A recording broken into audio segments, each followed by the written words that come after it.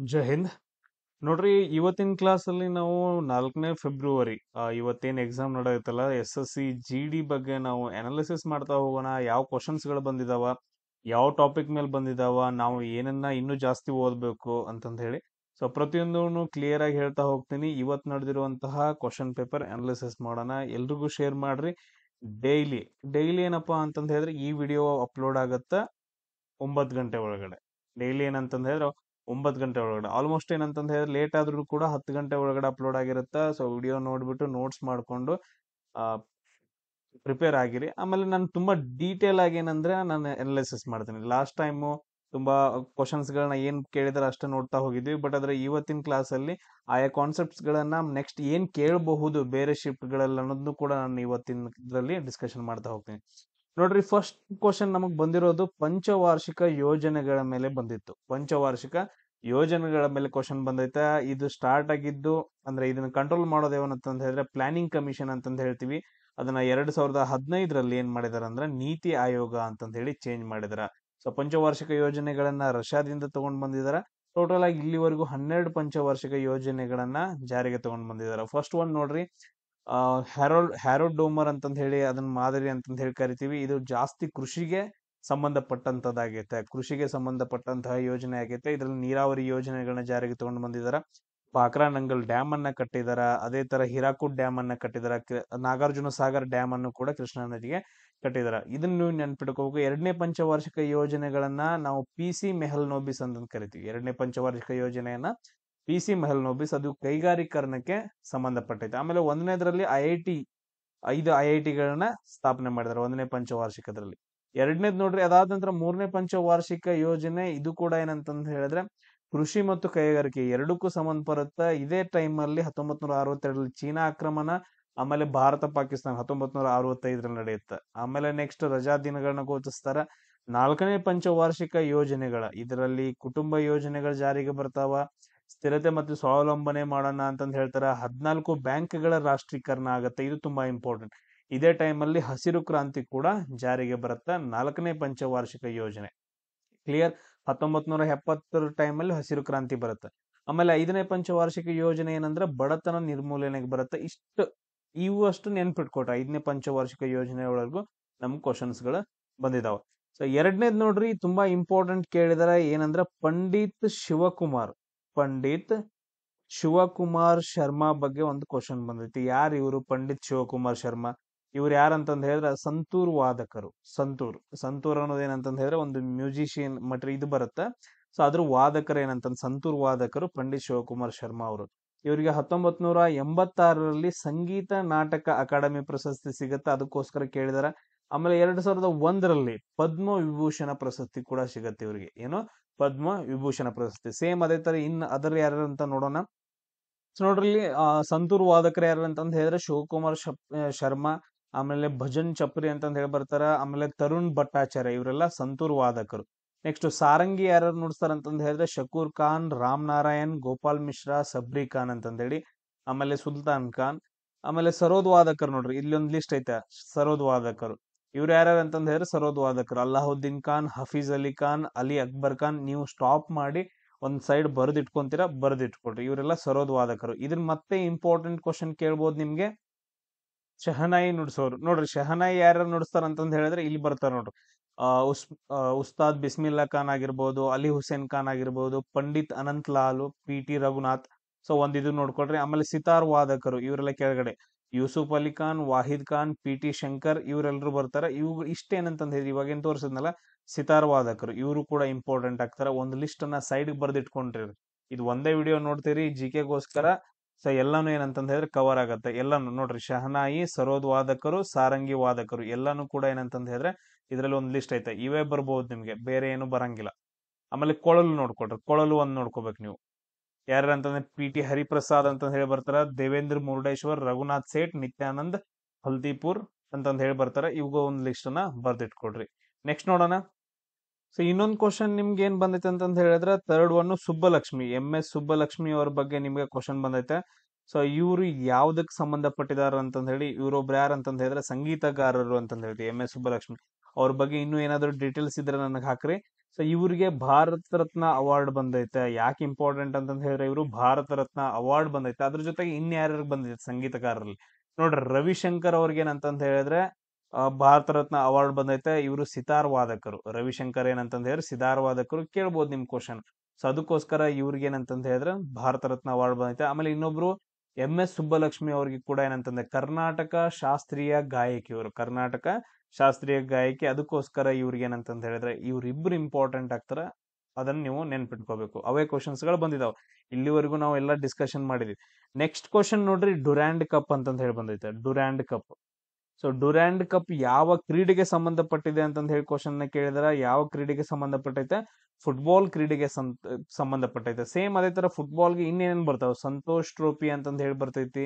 ಆಮೇಲೆ ಸುಬ್ರುತೋ ಟ್ರೋಫಿ ಅಂತಂದ್ ಹೇಳಿ ಮತ್ತೊಂದು ಫುಟ್ಬಾಲ್ಗೆ ರಿಲೇಟೆಡ್ ಬರುತ್ತೆ. ಆಮೇಲೆ ಅಶುತೋಷ್ ಅಂತಂದ್ ಹೇಳಿ ಬರುತ್ತೆ.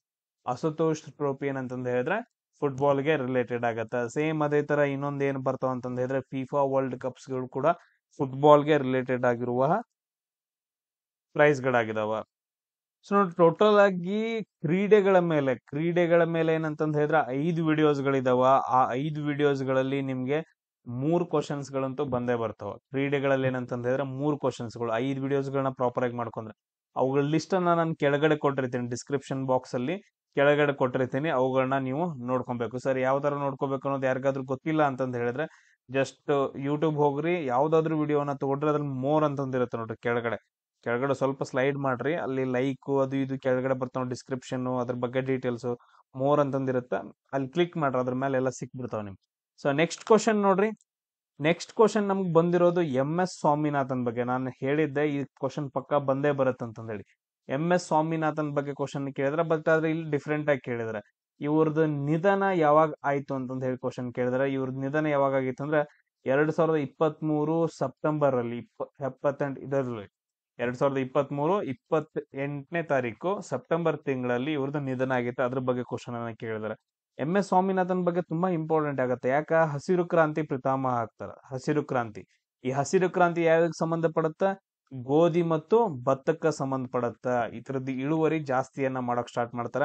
ಆಮೇಲೆ 1967ರಲ್ಲಿ ಇವ್ರಿಗೆ ಪದ್ಮಶ್ರೀ ಅವಾರ್ಡ್ ಸಿಗುತ್ತೆ. ಅದೇ ರೀತಿಯಾಗಿ 1972ರಲ್ಲಿ ಇವ್ರಿಗೆ ಪದ್ಮಭೂಷಣ ಪ್ರಶಸ್ತಿ ಸಿಗುತ್ತೆ. ಆಮೇಲೆ 1989ರಲ್ಲಿ ಇವ್ರಿಗೆ ಪದ್ಮ ವಿಭೂಷಣ ಪ್ರಶಸ್ತಿ ಸಿಗುತ್ತೆ. ಇವ್ರ ಮ್ಯಾಲ ಕ್ವಶನ್ ಯಾಕೆ ಕೇಳಿದಾರೆ ಅಂತಂತ ಹೇಳಿದ್ರೆ 2024ರಲ್ಲಿ ಇವ್ರಿಗೆ ಭಾರತ ರತ್ನ ಅವಾರ್ಡ್ ಸಿಕ್ಕೈತೆ. ಏನ್ ಸಿಕ್ಕೈತೆ? 2024ರಲ್ಲಿ ಭಾರತ ರತ್ನ ಅವಾರ್ಡ್ ಸಿಕ್ಕೈತೆ. ಇನ್ನು ಯಾರೇ ಸಿಕ್ಕೈತೆ ನೋಡೋಣ. ಭಾರತ ರತ್ನ ಪಕ್ಕ ಎಲ್ಲಾ ಶಿಫ್ಟ್ಗಳ ಕ್ವಶನ್ ಇದ್ದೇ ಇರುತ್ತೆ ಇದು ಭಾರತ ರತ್ನ ಬಗ್ಗೆ. ಲಾಸ್ಟ್ ಭಾರತ ರತ್ನ ಅವಾರ್ಡ್ ಯಾವಾಗ ಕೊಟ್ಟಾರ ಅಂತಂದ ಹೇಳಿದ್ರೆ 2019ರಲ್ಲಿ ಕೊಟ್ಟಿದಾರ. ಪ್ರಣಬ್ ಮುಖರ್ಜಿ, ಭೂಪೇನ್ ಹಜಾರಿಕಾ, ಆಮೇಲೆ ನಾನಾಜಿ ದೇಶ್ಮುಖ್ ಅಂತಂದ ಹೇಳಿ. ಬಟ್ ಆದ್ರೆ ನೆಕ್ಸ್ಟ್ 2024ರಲ್ಲಿ ಭಾರತ ರತ್ನ ಅವಾರ್ಡ್ಸ್ ಗಳನ್ನ ಕೊಟ್ಟಿದ್ದಾರೆ. ಫಸ್ಟ್ ಒನ್ ಯಾರ್ಯಾರು ಇಂಪಾರ್ಟೆಂಟ್ ಆಗ್ತಾರೆ? ಕರ್ಪೂರಿ ಠಾಕೂರ್. ಇವ್ರ ಬಗ್ಗೆ ಬರ್ಕೊಡ್ರಿ, ಬೇಕೇ ಬೇಕು. ಕರ್ಪೂರಿ ಠಾಕೂರ್ ಬಿಹಾರ್ ಅವ್ರಿಗೆ. ಇವರು ಬಿಹಾರದ 11ನೇ ಮುಖ್ಯಮಂತ್ರಿ ಆಗಿದ್ರು. ಎಷ್ಟನೇ ಮುಖ್ಯಮಂತ್ರಿ ಬೇಡ, ಬಿಹಾರದ ಮುಖ್ಯಮಂತ್ರಿ ಆಗಿದ್ರು. ಅದಕ್ಕೋಸ್ಕರ ಕರ್ಪೂರಿ ಠಾಕೂರ್ ಅವರು ಸೇವೆಗೋಸ್ಕರ ಕೊಟ್ಟಿದ್ದಾರೆ ಪೊಲಿಟಿಕಲ್ ಅಲ್ಲಿ. ಅದಾದ ನಂತರ LK ಅಡ್ವಾಣಿ ಅವ್ರಿಗೆ, ಇವರು 7ನೇ ಉಪ ಪ್ರಧಾನಿ ಆಗಿದ್ರು. LK ಅಡ್ವಾಣಿ ಅವ್ರಿಗೆ ಏನಂತಂದ್ ಹೇಳಿದ್ರೆ ಈ ಸಾರಿ ಭಾರತ ರತ್ನ ಅವಾರ್ಡ್ ಅನ್ನು ಕೊಟ್ಟಿದ್ರು. ಆಮೇಲೆ PV ನರಸಿಂಹರಾವ್, ಇವ್ರ ಬಗ್ಗೆ ನಿಮ್ಗೆ ಗೊತ್ತು. 1991ರಲ್ಲಿ ಪ್ರಧಾನ ಮಂತ್ರಿಯಾಗಿ ಇವರು ಸೇವೆ ಸಲ್ಲಿಸಿದಾರ. ಇವ್ರ ಟೈಮ್ ಅಲ್ಲಿ ಆರ್ಥಿಕತೆ ತುಂಬಾ ಏನಂತಂದ್ ಹೇಳಿ ಚೇಂಜಸ್ ಆಗೋಯ್ತು. LPG ಅಂತ ಬರುತ್ತಲ್ಲ, ಲಿಬರಲೈಸೇಷನ್, ಪ್ರೈವೇಟೈಸೇಷನ್ ಮತ್ತು ಗ್ಲೋಬಲೈಸೇಷನ್ ಅಂತಂದೇಳಿ ಅದು ಇವರೇ ತಗೊಂಡ್ ಬರ್ತಾರೆ. PV ನರಸಿಂಹರಾವ್ ಅವ್ರಿಗೆ ಕೊಟ್ಟಿದ್ದಾರೆ. ಆಮೇಲೆ ಚರಣ್ ಸಿಂಗ್, ಸೊ ಉತ್ತರ ಪ್ರದೇಶದ ಏನಂತಂದ್ ಹೇಳಿದ್ರೆ ಇವರು ಕೂಡ ಏನಂತಂದ್ ಹೇಳಿದ್ರೆ ಪ್ರಧಾನ ಮಂತ್ರಿಯಾಗಿ ಸೇವೆ ಸಲ್ಲಿಸಿದಾರೆ. ಚರಣ್ ಸಿಂಗ್ ಅವರು ಏನಂತಂದ್ ಹೇಳಿದ್ರೆ ಪ್ರಧಾನ ಮಂತ್ರಿಯಾಗಿ ಸೇವೆ ಸಲ್ಲಿಸಿದಾರ. ಆಮೇಲೆ ಇವರ ಹುಟ್ಟುಹಬ್ಬವನ್ನ ನಾವು ರೈತರ ದಿನ ಅಂತಂದ್ ಹೇಳಿ ಕೂಡ ಆಚರಣೆ ಮಾಡ್ತೀವಿ. ಅದೇ ರೀತಿಯಾಗಿ ಲಾಸ್ಟ್ ಯಾರು ಗೊತ್ತಾ? MS ಸ್ವಾಮಿನಾಥನ್. ಅದಕ್ಕೋಸ್ಕರ ಕ್ವಶನ್ಸ್ ಗಳು ಬಂದಿದಾವ್. MS ಸ್ವಾಮಿನಾಥನ್ ಹಸಿರು ಕ್ರಾಂತಿಯ ಪಿತಾಮಹ ಅಂತಂದ್ ಹೇಳ್ತೀವಿ. ಇಷ್ಟು ಜನ ಏನಂತಂದ್ ಹೇಳಿದ್ರೆ ಈ ಸಾರಿ ನಿಮ್ಗ 2024ರಲ್ಲಿ ಭಾರತ ರತ್ನ ಅವಾರ್ಡ್ ಅನ್ನ ತಗೊಂಡವರು. ಕಂಪಲ್ಸರಿ 100% ಕ್ವಶನ್ ಬಂದೇ ಬರ್ತೈತೆ ಇದ್ರ ಬಗ್ಗೆ. ಕ್ಲಿಯರ್ ಎಲ್ರಿಗೂ? ಸೊ ನೆಕ್ಸ್ಟ್ ಕ್ವಶನ್ ನೋಡ್ರಿ, ಏನ್ ಕೇಳಿದಾರ ಅಂತಂದ್ ಹೇಳಿದ್ರೆ RBI 2023ರಲ್ಲಿ RBIದು ಎಕ್ಸಿಕ್ಯೂಟಿವ್ ಡೈರೆಕ್ಟರ್ ಅನ್ನ ಯಾರನ್ನ ನೇಮಕ ಮಾಡಿದಾರ ಅಂತಂದ್ ಹೇಳಿ ಕ್ವಶನ್ ಕೇಳಿದಾರ. ಯಾರನ್ನ ನೇಮಕ ಮಾಡಿದಾರ ಅಂತಂದ್ ಹೇಳಿದ್ರೆ ಮುನೀಶ್ ಕಪೂರ್ ಅಂತಂದ್ ಹೇಳಿ. ಮುನೀಶ್ ಕಪೂರ್ ಅವರನ್ನ ಎಕ್ಸಿಕ್ಯೂಟಿವ್ ಡೈರೆಕ್ಟರ್ ಆಗಿ ಆಯ್ಕೆ ಮಾಡಿದ್ದಾರೆ. ಅದಾದ ನಂತರ RBI ಹೆಡ್ ಕ್ವಾರ್ಟರ್ಸ್ ಎಲ್ಲಿ ಬರುತ್ತೆ ಅಂತಂದ್ ಹೇಳಿದ್ರೆ ಮುಂಬೈ ಒಳಗಡೆ ಬರುತ್ತಾ. ಆಮೇಲೆ ಇದನ್ನ ಯಾವಾಗ ಸ್ಟಾರ್ಟ್ ಮಾಡಿದ್ರು ಏನ್ ಮಾಡಿದ್ರು ಅಂತಂದ್ ಹೇಳಿ ನೀವು ನೋಡ್ಕೊಬೇಕು. ಸೊ ನೋಡ್ರಿ, ಅದಾದ ನಂತರ ನೆಕ್ಸ್ಟ್ ಇಂಪಾರ್ಟೆಂಟ್ RBI ಗವರ್ನರ್ಸ್ಗಳು. ಈಗ RBI ಗವರ್ನರ್ ಯಾರಿದ್ದಾರೆ, ಆಮೇಲೆ ಮೊದಲನೇ ಗವರ್ನರ್ ಯಾರಾಗಿದ್ರು, ಈ ಎರಡನ್ನ ನೀವು ಕಮೆಂಟ್ಸ್ ಅಲ್ಲಿ ನನಗೆ ಆನ್ಸರ್ ಅನ್ನ ಹಾಕ್ಬೇಕು. ನೀವು ಕಮೆಂಟ್ಸ್ ಗಳನ್ನ ಹಾಕ್ಲೇಬೇಕು, ಆನ್ಸರ್ಸ್ ಗಳನ್ನ. ಇಲ್ಲ ಅಂತಂದ್ ಹೇಳಿದ್ರೆ ನಿಮ್ಗೆ ಹೆಂಗ್ ಗೊತ್ತಾಗೋದು, ಮರ್ತ್ ಹೋಗ್ತೀರಿ ನೀವು. ನೆಕ್ಸ್ಟ್ ಕ್ವಶನ್ ನಮ್ಗೆ ವಿಸ್ತೀರ್ಣದ ಮೇಲೆ ಕೇಳಿದಾರೆ. ವಿಸ್ತೀರ್ಣ, ನಮ್ಮ ಭಾರತ ದೇಶ ವಿಸ್ತೀರ್ಣದಲ್ಲಿ ಎಷ್ಟನೇ ಸ್ಥಾನದಲ್ಲಿ ಐತಿ ಅಂತಂದ್ ಹೇಳಿ ಕೇಳಿದಾರೆ. 7ನೇ ಸ್ಥಾನದಲ್ಲಿ ಐತೆ. ಆಮೇಲೆ 1ನೇ ಸ್ಥಾನದಲ್ಲಿರೋದು ರಷ್ಯಾ ದೇಶ, 2ನೇ ಸ್ಥಾನದಲ್ಲಿರೋದೇನಂತಂದ್ ಹೇಳಿದ್ರೆ ಕೆನಡಾ ಅಂತಂದ್ ಹೇಳ್ತೀವಿ. ಸೇಮ್ ಅದೇ ತರ, ಎಲ್ಲಾನು ನಮಗ್ ಬೇಡ, ನೋಡ್ಕೊಳ್ರಿ ಯಾವ ದೇಶಗಳು ದೊಡ್ಡ ಇದಾವ ಅಂತಂದ್ ಹೇಳಿ. 1ನೇ ಸ್ಥಾನದಲ್ಲಿ ರಷ್ಯಾ ಐತೆ, 2ನೇದು ಕೆನಡಾ, ನಮ್ಮ ಭಾರತ ದೇಶ 7ನೇ ಸ್ಥಾನದಲ್ಲಿ ಐತೆ. ಅದಾದ ನಂತರ ನೆಕ್ಸ್ಟ್ ಕರಾವಳಿ ಪ್ರದೇಶ ಅಂತ ಬಂತು ಅಂತಂದ್ ಹೇಳಿದ್ರೆ, ಅತಿ ಹೆಚ್ಚು ಕರಾವಳಿ ಪ್ರದೇಶವನ್ನು ಹೊಂದಿದ ದೇಶ ಕೆನಡಾ ಅಂತಂದ್ ಹೇಳ್ತೀವಿ. ಇಷ್ಟು ಪಾಯಿಂಟ್ಸ್ ಗಳು ಇದ್ರಲ್ಲಿ ನೆನ್ಪಿಟ್ಕೋಬೇಕು. ನೆಕ್ಸ್ಟ್ ಅಭಿನವ್ ಬಿಂದ್ರಾ ಬಗ್ಗೆ ಕ್ವಶನ್ ಕೇಳಿದಾರ. ಅಭಿನವ್ ಬಿಂದ್ರಾ ಯಾಕೆ ಇಂಪಾರ್ಟೆಂಟ್ ಇವರು? ಅಭಿನವ್ ಬಿಂದ್ರಾ, ಈ ಅಭಿನವ್ ಬಿಂದ್ರಾ ಏನ್ ಮಾಡಿದಾರೆ ಅಂತಂದ್ ಹೇಳಿದ್ರೆ 2008ರಲ್ಲಿ ನಡೆದಂತಹ ಒಲಿಂಪಿಕ್ಸ್ ಒಳಗಡೆ ಗೋಲ್ಡ್ ಮೆಡಲ್ ಅನ್ನ ಗೆದ್ದಿದ್ದಾರೆ. ಫಸ್ಟ್ ಪರ್ಸನ್ ಇವರು ಗೋಲ್ಡ್ ಮೆಡಲ್ ಅನ್ನ ಗೆದ್ದಂತದ್ದು 2008ರಲ್ಲಿ. ಇದೇ ಕ್ವಶನ್ ನ ಕೇಳಿದಾರೆ. ಅಭಿನವ್ ಬಿಂದ್ರಾ 2008ರಲ್ಲಿ ಗೋಲ್ಡ್ ಮೆಡಲ್ ಯಾವ್ದ್ರಲ್ಲಿ ಕೇಳಿದಾರೆ ಅಂತಂದ್ ಹೇಳಿದ್ರೆ ಶೂಟಿಂಗ್ ಒಳಗಡೆ, ರೈಫಲ್ ಶೂಟಿಂಗ್ ಒಳಗಡೆ ಇವ್ರಿಗೆ ಬಂದೈತೆ. ಅದಾದ ನಂತರ ತುಂಬಾ ಇಂಪಾರ್ಟೆಂಟ್ ಇನ್ನೊಂದ್ ಏನಂತಂದ್ ಹೇಳಿದ್ರೆ, ಫಸ್ಟ್ ಇವ್ರಿಗೆ ರಾಜೀವ್ ಗಾಂಧಿ ಖೇಲ್ ರತ್ನ ಅವಾರ್ಡ್ ಸಿಕ್ಕೈತೆ. ರಾಜೀವ್ ಗಾಂಧಿ ಖೇಲ್ ರತ್ನ ಅವಾರ್ಡ್ ಇವ್ರಿಗೆ ಏನಂತಂದ್ ಹೇಳಿ ಸಿಕ್ಕೈತೆ. ಆಮೇಲೆ ಇದನ್ನ ಏನಂತ ಚೇಂಜ್ ಮಾಡಿದಾರೆ ಇವಾಗ ಮೇಜರ್ ಧ್ಯಾನ್ ಚಂದ್ ಅವಾರ್ಡ್ ಆಗಿ ಚೇಂಜ್ ಮಾಡಿದಾರೆ. ಮೇಜರ್ ಧ್ಯಾನ್ ಚಂದ್ ಖೇಲ್ ರತ್ನ ಅವಾರ್ಡ್ ಅಂತಂದ್ ಹೇಳಿ ಚೇಂಜ್ ಮಾಡಿದಾರೆ. ಅದ್ರ ಬಗ್ಗೆ ನೋಡೋಣ ಸ್ವಲ್ಪ ಇವಾಗ. ನೋಡ್ರಿ, ಕೆಲವು ಜನ ಹೇಳ್ತೀರಿ ಓನ್ಲಿ ಸರ್ ಕ್ವಶನ್ಸ್ ಗಳನ್ನ ಹೇಳ್ಕೊತ ಹೋಗ್ರಿ, ಉಳಿದಿದ್ದೆಲ್ಲ ನೋಡಕ್ ಹೋಗ್ಬೇಡ್ರಿ ಅಂತಂದ್ ಹೇಳಿ. ಆಕ್ಚುಲಿ ಈ ತರ ಡಿಸ್ಕಷನ್ ಇಂಪಾರ್ಟೆಂಟ್ ಆಗ್ತೈತಿ. ಫುಲ್ ಡೀಟೇಲ್ ಆಗಿ ಒಂದ್ಸರಿ ನೀವು ಕರೆಕ್ಟ್ ಆಗಿ ವಿಡಿಯೋ ನೋಡ್ಕೊಂಡ್ರೆ, ಡೈಲಿ ಮಾಡೋ ವಿಡಿಯೋ ನೋಡ್ಕೊಂಡ್ರೆ ಅಂದ್ರೆ ಎಲ್ಲಾ GK ಎಲ್ಲ ಕವರ್ ಆಗಿಬಿಡ್ತೈತಿ. ಸೊ ರಿಟರ್ನ್ ಓದೋದೇ ಬೇಡ, ಇಲ್ಲೇ ಎಲ್ಲಾ ರಿಟರ್ನ್ ಒಂದ್ಸರಿ ರಿವಿಷನ್ ಆಗ್ತಿರ್ತೈತಿ. ನೋಡ್ರಿ, ರಾಜೀವ್ ಗಾಂಧಿ ಖೇಲ್ ರತ್ನ ಅವಾರ್ಡ್, ಅಥವಾ ಇವಾಗ ಏನಂತ ಕರಿತೀವಿ ಮೇಜರ್ ಧ್ಯಾನ್ ಚಂದ್ ಖೇಲ್ ರತ್ನ ಅವಾರ್ಡ್ ಅಂತ ಕರಿತೀವಿ. ಫಸ್ಟ್ ಟೈಮ್ 1992ರಲ್ಲಿ ಕೊಡ್ತಾರ ವಿಶ್ವನಾಥ್ ಆನಂದ್ ಅವರಿಗೆ. ಇಲ್ಲಿ ಏನಿದಾರಲ್ಲ ಇವ್ರೆಲ್ಲ ನೆನ್ಪಿಡ್ಕೋ. ವಿಶ್ವನಾಥ್ ಆನಂದ್ ಚೆಸ್ಗೆ ಸಂಬಂಧಪಡ್ತಾರ. ಗೀತಾ ಸೇಠ್ ಅಂತಂದ್ರೆ ಬಿಲಿಯರ್ಡ್ಸ್ಗೆ. ಹೋಮಿ ಮೋತಿವಾಲಾ ಅಂತಂದ್ ಹೇಳಿ ಇದು ನೋಡ್ರಿ. ಅದಾದ ನಂತರ ನೆಕ್ಸ್ಟ್ ಕರ್ನಂ ಮಲ್ಲೇಶ್ವರಿ ವೇಟ್ ಲಿಫ್ಟಿಂಗ್ಗೆ. ಇಲ್ಲಿವರೆಗೂ ಕ್ವಶನ್ ಕೇಳಿರೋದು ಹೇಳ್ತೀನಿ. ಲಿಯಾಂಡರ್ ಫೇಸ್ ಟೆನ್ನಿಸ್ಗೆ. ಆಮೇಲೆ ಸಚಿನ್ ತೆಂಡೂಲ್ಕರ್ ಕ್ರಿಕೆಟ್ಗೆ. ಧನ್ರಾಜ್ ಪಿಳ್ಳೈ ಹಾಕಿಗೆ. ಆಮೇಲೆ ನೆಕ್ಸ್ಟ್ ಅಭಿನವ್ ಬಿಂದ್ರಾ ಶೂಟಿಂಗ್. ಅದಾದ ನಂತರ ನೆಕ್ಸ್ಟ್ ನಮ್ಗೆ ಕ್ವಶನ್ ಬಂದಿರೋದು ಅಂಜು ಬಾಬಿ ಜಾರ್ಜ್ ಬಗ್ಗೆ, ಅಥ್ಲೆಟಿಕ್ಸ್ಗೆ ಸಂಬಂಧಪಟ್ಟವರು. ಪಂಕಜ್ ಅಡ್ವಾಣಿ ಬಿಲಿಯರ್ಡ್ಸ್ ಅಂಡ್ ಸ್ನೂಕರ್ಸ್ಗೆ. ಆಮೇಲೆ ಮಹೇಂದ್ರ ಸಿಂಗ್ ಧೋನಿ ಕ್ರಿಕೆಟ್ ಬಗ್ಗೆ. ಮೇರಿ ಕೋಮ್ ಬಾಕ್ಸಿಂಗ್. ಆಮೇಲೆ Vijender Singh boxing. Sushil Kumar freestyle ಕುಸ್ತಿ. Saina Nehwal badminton. Gagan Narang shooting. Vijay Kumar shooting. ಆಮೇಲೆ ನೆಕ್ಸ್ಟ್ ನೋಡ್ರಿ, Sania Mirza tennis. PV Sindhu badminton. Deepak Karmakar gymnastic. ಆಮೇಲೆ ನೆಕ್ಸ್ಟ್ ಸಾಕ್ಷಿ ಮಲ್ಲಿಕ್ ಕುಸ್ತಿ. ಆಮೇಲೆ ದೇವೇಂದ್ರ ಜಜಾರಿಯಾ ಪ್ಯಾರಾಲಿಂಪಿಕ್ ಅಲ್ಲಿ ಜಾವೆಲಿನ್ ಥ್ರೋ ಮಾಡ್ತಾರ. ಆಮೇಲೆ ನೆಕ್ಸ್ಟ್ ಕ್ವಶನ್ಸ್ ಕೇಳಿದ್ದು ವಿರಾಟ್ ಕೊಹ್ಲಿ ಬಗ್ಗೆ ಕ್ರಿಕೆಟ್ಗೆ. ದೀಪಾ ಮಲಿಕ್ ಇವ್ರು ಏನಂತಂದ್ ಹೇಳಿದ್ರೆ ಜಾವೆಲಿನ್ ಥ್ರೋ ಮಾಡ್ತಾರ. ಆಮೇಲೆ ಬಜರಂಗ್ ಪೂನಿಯಾ ಕುಸ್ತಿ. ನಮಗೆ ಮತ್ತೆ ಕ್ವಶನ್ಸ್ ಗಳು ಬಂದಿರೋದು ರಾಣಿ ರಾಮ್ಪಾಲ್ ಹಾಕಿ ಬಗ್ಗೆ. ನೀರಜ್ ಚೋಪ್ರಾ ಅಥ್ಲೆಟಿಕ್ಸ್. ಆಮೇಲೆ ಮತ್ತೆ ಯಾರು ಇಂಪಾರ್ಟೆಂಟ್ ಆಗ್ತಾರೋ ಇದ್ರಲ್ಲಿ, ಮಿತಾಲಿ ರಾಜ್ ಬಗ್ಗೆ ಕೇಳಿದಾರೆ ಕ್ವಶನ್. ಮಿತಾಲಿ ರಾಜ್ ಕ್ರಿಕೆಟ್ಗೆ ಸಂಬಂಧಪಟ್ಟವರು. ಈಗ ಯಾವ ಮೇನ್ ಇಂಪಾರ್ಟೆಂಟ್ ಅವಾರ್ಡ್ಸ್ ಗಳನ್ನ ವಿನ್ ಆಗಿರ್ತಾರಲ್ಲ ಅವ್ರ ಬಗ್ಗೆನೇ ಕ್ವಶನ್ಸ್ ಗಳು ಬಂದ್ಬಿಡ್ತಾವ ಅಲ್ಲಿ. Next Chirag Shetty badminton. ಆಮೇಲೆ ಗುಕೇಶ್ ದೊಮ್ರಾಜು, ಈ ಗುಕೇಶ್ ಡಿ ಅಂತಂದ್ ಹೇಳ್ತೀವಲ್ಲ, ಇವಾಗ ರೀಸೆಂಟ್ ಆಗಿ ಚಾಂಪಿಯನ್ ಆಗಿದ್ರ. ಇದು ಪಕ್ಕ ಕ್ವಶನ್ ಬರ್ಬೋದು ನಿಮ್ಗೆ. 2024ರಲ್ಲಿ ಯಾರ್ಯಾರಿಗೆ ಸಿಕ್ಕೈತೆ ಇದು ಮೇಜರ್ ಧ್ಯಾನ್ ಚಂದ್ ಅವಾರ್ಡ್ ಅಂತಂದ್ ಹೇಳಿದ್ರೆ ಗುಕೇಶ್ ದೊಮ್ರಾಜು ಚೆಸ್ಗೆ. ಹರ್ಮನ್ ಪ್ರೀತ್ ಸಿಂಗ್ ಹಾಕಿಗೆ. ಪ್ರವೀಣ್ ಕುಮಾರ್ ಪ್ಯಾರಾ ಅಥ್ಲೆಟಿಕ್ಸ್ಗೆ. ಮನು ಬಾಕರ್ ಶೂಟಿಂಗ್ಗೆ. ಈ 4 ಜನ ಇಂಪಾರ್ಟೆಂಟ್ ಆಗ್ತಾರ, ಇವುಗಳನ್ನ ನೆನ್ಪಿಟ್ಕೊಳ್ರಿ. ಇವರು ಗುಕೇಶ್ ದೊಮ್ರಾಜು, ಆಮೇಲೆ ಇವರು ಹರ್ಮನ್ ಪ್ರೀತ್ ಸಿಂಗ್, ಆಮೇಲೆ ಪ್ರವೀಣ್ ಕುಮಾರ್, ಇನ್ನೊಬ್ರು ಯಾರಂತಂದ್ ಹೇಳಿದ್ರೆ Manu ಬಾಕರ್. Clear? So next question ನೋಡ್ರಿ, ಸಂದೀಪ್ ಕುಮಾರ್ ಬಗ್ಗೆ ಕ್ವಶನ್ ಕೇಳಿದಾರೆ. ಸಂದೀಪ್ ಕುಮಾರ್ ಇವ್ರು ಯಾರು ಅಂತಂದ್ ಹೇಳಿ, ಯಾವ ಕ್ರೀಡೆಗೆ ಸಂಬಂಧಪಟ್ಟಿದಾರೆ ಅಂತ ಕೇಳಿದಾರೆ. ಸಂದೀಪ್ ಕುಮಾರ್ ಯಾವ ಕ್ರೀಡೆಗೆ ಅಂತಂದ್ ಹೇಳಿದ್ರೆ ರೇಸ್ ವಾಕಿಂಗ್. ಸೊ ವಾಕಿಂಗ್ ಅಂದ್ರೆ ಹೆಂಗ್ ನಮ್ದು ಸೈಕಲ್ ರೇಸು, ಅದಾದ ನಂತರ ಹಾರ್ಸ್ ರೇಸ್ ಇರುತ್ತಲ್ಲ, ಸೇಮ್ ಹಂಗೆ ನಾವು ನಡ್ಕೊಂತ ಹೋಗ್ಬೇಕು ಅಂತದೊಂದು ರೇಸ್ ವಾಕಿಂಗ್ ಅಂತಂದ್ ಹೇಳಿ ಕ್ರೀಡೆ ಬರುತ್ತೆ, ಅದಕ್ಕೆ ಸಂಬಂಧಪಟ್ಟವರು. ನೆಕ್ಸ್ಟ್ ಕ್ವಶನ್ ಏನ್ ಕೇಳಿದಾರೆ ಅಂತಂದ್ ಹೇಳಿದ್ರೆ ಸಂಕೇನ್ ಫೆಸ್ಟಿವಲ್. ಸಂಕೇನ್ ಅನ್ನೋ ಒಂದು ಹಬ್ಬ ಬರುತ್ತೆ. ಈ ಹಬ್ಬ ಯಾವ ರಾಜ್ಯಕ್ಕೆ ಸಂಬಂಧಪಟ್ಟಿದೆ ಅಂತಂದ್ ಹೇಳಿದ್ರೆ ಅರುಣಾಚಲ ಪ್ರದೇಶಕ್ಕೆ. ನಾನು ಇವಾಗ್ಲೇ ಹೇಳ್ತಾ ಇದ್ದೀನಿ, ಫೆಸ್ಟಿವಲ್ಸ್ ಮೇಲೆ ಟೋಟಲ್ ಆಗಿ 4 ವಿಡಿಯೋಸ್ಗಳಿದಾವ. ಆ 4 ವಿಡಿಯೋಸ್ಗಳು ತುಂಬಾ ಇಂಪಾರ್ಟೆಂಟ್. ನಾನು ತುಂಬಾ ಡೀಟೇಲ್ ಆಗಿ ಹೇಳ್ಕೊಟ್ಟಿದ್ದೇನೆ. ಈ ಫೆಸ್ಟಿವಲ್ಸ್ ಮೇಲೆ ಒಂದು ಅಥವಾ ಎರಡು ಕ್ವಶನ್ಸ್ಗಳು, ಡ್ಯಾನ್ಸ್ ಮೇಲೆ ಒಂದು ಅಥವಾ ಎರಡು ಕ್ವಶನ್ಸ್ಗಳು, ಆಮೇಲೆ ಕ್ರೀಡೆಗಳ ಮೇಲೆ 3 ಕ್ವಶನ್ಸ್ಗಳು. ಇವು ಬಹಳ ಇಂಪಾರ್ಟೆಂಟ್. ಅವುಗಳು ಎಲ್ಲ ಲಿಂಕ್ಸ್ಗಳನ್ನ ನಾನು ಕಮೆಂಟ್ ಅಲ್ಲೂ ಹಾಕಿರ್ತೀನಿ, ಆಮೇಲೆ ಇದರಲ್ಲೂ ಡಿಸ್ಕ್ರಿಪ್ಷನ್ ಬಾಕ್ಸ್ ಅಲ್ಲಿ ಇದಾವ, ನೋಡ್ಕೊಡ್ರಿ ಯಾರು ಇನ್ನೂ ನೋಡಿಲ್ಲ. ಸೇಮ್ ಅದೇ ತರ ಅರುಣಾಚಲ ಪ್ರದೇಶದಲ್ಲಿ ಇನ್ನೂ ಯಾವ್ಯಾವ ಬರ್ತಾವ ಹಬ್ಬಗಳು. ಸೋಲಂಗ ಅನ್ನೋ ಒಂದು ಹಬ್ಬ ಬರುತ್ತೆ. ಸೋಲಂಗ ಅನ್ನೋ ಒಂದು ಹಬ್ಬ ಬರುತ್ತೆ. ಇದನ್ನ ಆದಿ ಜನರು ಏನಂತಂದ್ ಹೇಳಿದ್ರೆ ಆಚರಣೆ ಮಾಡ್ತಾರ. ಅದೇ ತರ ಇನ್ನೊಂದು ಬರುತ್ತೆ ತೊರಾಗ್ ಅಂತಂದ್ ಹೇಳ್ಬಿಟ್ಟು, ತೊರಾಗ್ ಅಂತಂದ್ ಹೇಳ್ಬಿಟ್ಟು ಇನ್ನೊಂದು ಹಬ್ಬ ಬರುತ್ತೆ. ಆಮೇಲೆ ಇನ್ನೊಂದು ಹಬ್ಬ ದ್ರಿ ಅಂತಂದ್ ಹೇಳಿ ಬರುತ್ತೆ. ಹಾರ್ವೆಸ್ಟ್ ಮಾಡೋ ಟೈಮ್ ಅಲ್ಲಿ ಏನಂತಂದ್ ಹೇಳಿದ್ರೆ ಇದನ್ನ ಹಬ್ಬವನ್ನು ಆಚರಣೆ ಮಾಡ್ತಾರ, ದ್ರಿ ಅಂತಂದ್ ಹೇಳಿ. ಇವೆಲ್ಲ ಅರುಣಾಚಲ ಪ್ರದೇಶದೊಳಗೆ ಕಂಡು ಬರುವಂತಹ, ಅಂದ್ರೆ ಆಚರಣೆ ಮಾಡುವಂತಹ ಹಬ್ಬಗಳಾಗಿದಾವ. ಕ್ಲಿಯರ್ ಎಲ್ರಿಗೂ? ಸೇಮ್ ಅದೇ ತರ ಇನ್ನೂ ಹಲವಾರು ಇದಾವ. ಎಲ್ಲಾನು ನೀವು ಅದ್ರಲ್ಲಿ ನೋಡ್ಕೋಬೇಕು. ಎಲ್ಲ ಫೆಸ್ಟಿವಲ್ಸ್, ಡ್ಯಾನ್ಸ್ ಮತ್ತೆ ರಿಟರ್ನ್ ನೋಡೋದ್ ಬೇಡ. ನೆಕ್ಸ್ಟ್ ಕ್ವಶನ್, ವರಾಹ ಮೀರ ಬಗ್ಗೆ ಕ್ವಶನ್ ಕೇಳಿದಾರ. ವರಾಹ ಮೀರ ಏನ್ ಕೇಳಿದಾರ ಅಂತಂದ ಹೇಳಿದ್ರೆ ಪಂಚ ಸಿದ್ಧಾಂತಿಕ, ಇವರೊಂದು ಗ್ರಂಥವನ್ನ ಬರೀತಾರ, ಪಂಚ ಸಿದ್ಧಾಂತಿಕ ಅಂತಂದ ಹೇಳಿ. ಈ ಗ್ರಂಥದಲ್ಲಿ ಎಷ್ಟು ಭಾಗಗಳಿದಾವ ಅಂತಂದ ಹೇಳಿ ಕ್ವಶನ್ ಕೇಳಿದಾರೆ. ಟೋಟಲ್ ಆಗಿ ಎಷ್ಟು ಭಾಗಗಳಿದಾವ? 3 ಭಾಗಗಳಿದಾವ. ಇವಾಗ ನೀವೇನ್ ಮಾಡ್ತೀರ ಅಂತಂದ ಹೇಳಿದ್ರೆ, ಪ್ರತಿಯೊಬ್ರು ನಿಮ್ಗೆ ಎಷ್ಟು ಗೊತ್ತು, ಪ್ರತಿಯೊಬ್ರು ಒಂದೊಂದು ಗ್ರಂಥವನ್ನ ಹೇಳ್ರಿ. ಯಾರ ಕಾಲದಲ್ಲಿ? ಮೌರ್ಯರ ಕಾಲದಲ್ಲಿಂದ ಹಿಡ್ಕೊಂಡು ಬಾದಾಮಿ ಚಾಲುಕ್ಯರವರೆಗೂ ಕ್ವಶನ್ಸ್ ಗಳು ಬರ್ತವೆ. ಅಂದ್ರೆ ಮೌರ್ಯರು, ಗುಪ್ತರು, ಆಮೇಲೆ ನೆಕ್ಸ್ಟ್ ಶಾತವಾಹನರು, ಇವ್ರ ಟೈಮಲ್ಲಿ ಏನ್ ಗ್ರಂಥಗಳನ್ನ, ಕೃತಿಗಳನ್ನ ಬರೆದಿದಾರ, ಎಲ್ಲರು ಯಾರ್ಯಾರು ಬರ್ದಾರ ಏನೇನಂತಂದ್ರೆ, ಈಗ ಫಾರ್ ಎಕ್ಸಾಂಪಲ್ ನೋಡ್ರಿ, ಮೆಗಸ್ತನಿಸ್ ಯಾವ ಗ್ರಂಥವನ್ನ ಬರಿತಾನ? ಇಂಡಿಕಾ ಗ್ರಂಥ. ಇದು ಯಾವ್ದ್ರ ಬಗ್ಗೆ ಹೇಳುತ್ತ? ಪಾಟಲಿಪುತ್ರ ನಗರದ ಆಡಳಿತದ ಬಗ್ಗೆ ಹೇಳ್ತಲ್ಲ. ಸೇಮ್ ಅದೇ ತರ ಈ ರೀತಿಯಾಗಿ ಒಬ್ಬೊಬ್ರು ಒಂದೊಂದು ಕಮೆಂಟ್ ಅನ್ನ ಹಾಕ್ರಿ. ಈ ವಿಡಿಯೋವನ್ನ ನೋಡುವ ಕಮೆಂಟ್ಸ್ ಅನ್ನು ಓದ್ರೂ ಕೂಡ ನಿಮ್ಗೊಂದು ಇನ್ಫಾರ್ಮೇಶನ್ ಸಿಗ್ಬೇಕು ಆತರ. ನೆಕ್ಸ್ಟ್ ಕ್ವಶನ್ ಬಂದೈತೆ ಮೆಂಡಲಿವ್ನ ಕೋಷ್ಟಕದ ಬಗ್ಗೆ. ಮೆಂಡಲಿವ್ ಕೋಷ್ಟಕದ ಬಗ್ಗೆ ಕ್ವಶನ್ ಬಂದೈತೆ. ಬಟ್ ಆದ್ರೆ ಕ್ಲಿಯರ್ ಆಗಿ ಗೊತ್ತಾಗಿಲ್ಲ ಯಾವ ರೀತಿ ಕ್ವಶನ್ ಬಂದೈತೆ ಅಂತಂದ್ ಹೇಳಿ.